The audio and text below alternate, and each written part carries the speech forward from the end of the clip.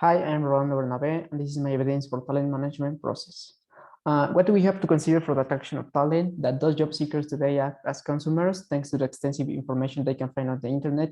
They have a wide variety of options to choose a job. That is why it is extremely important that the company has an attractive value proposition for the employee.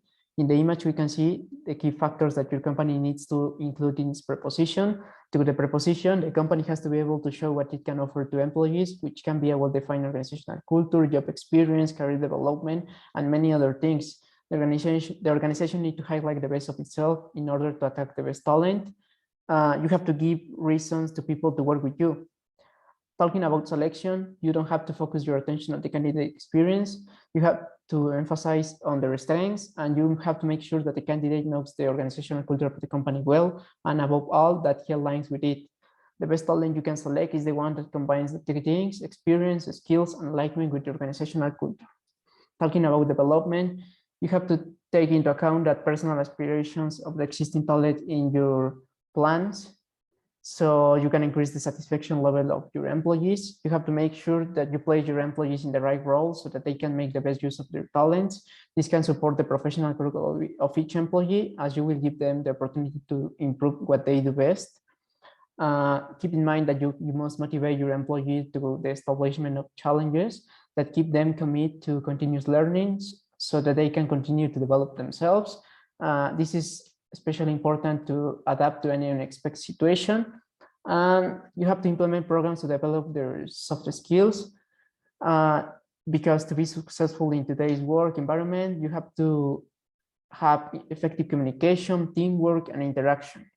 They are essential to carry out any activity, and that is why it is important to develop these skills, because it can help to create a healthy work environment since they are related to social interaction.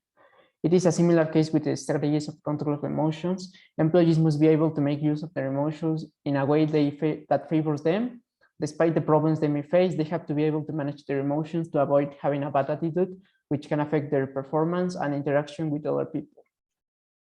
Talking about performance evaluation, you have to provide constant feedback to your employees, even if it is through informal meetings. And during this process, you have to be honest with the employees, even if they are performing poorly.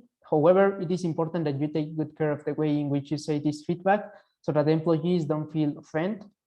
You have to set goals for your employees that are really achievable for them, which can work perfectly as key indicators of their performance. The goals have to be affordable so that employees can feel motivated to face these challenges. Otherwise, they will only create a stress environment that won't allow your employees to enjoy their work. Also, you need to recognize those employees with outstanding performance, as this can motivate them and make them feel an important part of the company.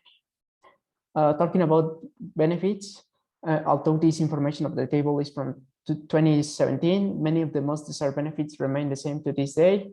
And the biggest change is the remote work, which has become a basic expectation for job seekers. Another change is that employees now seek for more opportunities to develop themselves. And finally, retirement planning is another of the most important changes we see in today's businesses. Employees are more concerned about their retirement, so this benefit has become a trend. It is very important to offer these benefits and compensations for employees because it motivates them to give their best at work. They work as incentives so that they can have a reason to make an effort. They will love their work, and this will strengthen the relationship between employees and the company. It also helps to retain the best talent in your company. And how does it reflect that employees feel motivated and happy in their workplace? Improvements in their performance, efficiency in their activities. It helps to create a healthy and positive environment where everyone seeks for the best for the company. And finally, when things don't work out, first thing you have to do is to identify the problem. You have to know what it is and what causes it, because it is from this what you can create a solution. Poor performance, a lack of attitude are the main causes of problems. Then you have to confront the problem. You have to talk to the person about the problem and establish a concrete dialogue with him. Through dialogue, you have to find a way to solve the problem if it is possible. Then you have to create a solution. You have to think about the different alternatives to solve the problem, and then evaluate the best solution, taking into account that if it is realistic, effective, and if it will prevent the situation from happening again. And finally, you have to establish the objectives based on the time limit to keep track and know if the problem is really being solved. And it is also important to establish the possible consequences if the goals are not met. Then you have to implement the solution and see the results. And why it is important to solve problems? Because it can affect the work environment, making it chaotic, decreasing employee satisfaction. Do all these recommendations, you can increase motivation at your company and make your employees happy. Here are my references, and that's it. Thanks.